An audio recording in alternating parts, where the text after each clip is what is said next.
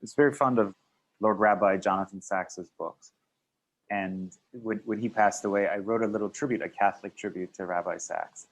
And I did note, though, that difference that you mentioned, which is that that Judaism did not nearly to the same extent incorporate kind of Greco-Roman philosophy into its system as it developed in history after its encounter with this kind of Hellenistic civilization.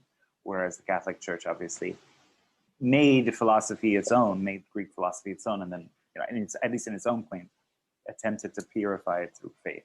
And so that you have this synthesis of faith and philosophy that's the foundation of the West. Anyway, that's a side point. How do we fix what you're addressing? I sometimes feel very despondent. Set aside divine revelation. Set aside, what God in the Hebrew Bible tells us, for example, about marriage. Just talk about at the level of natural law. One of my friends, you maybe actually follow him on Twitter. He goes under a pseudonym. His pseudonym is Rafael Arriazaga. Oh, sure. Yeah.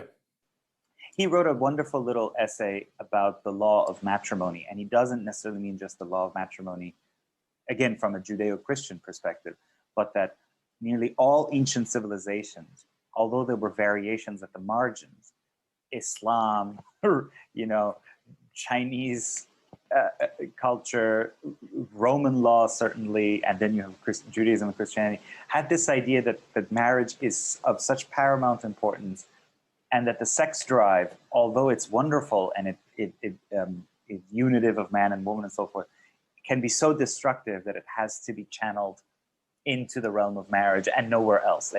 In various ways, they all attempted to set up these guardrails against it.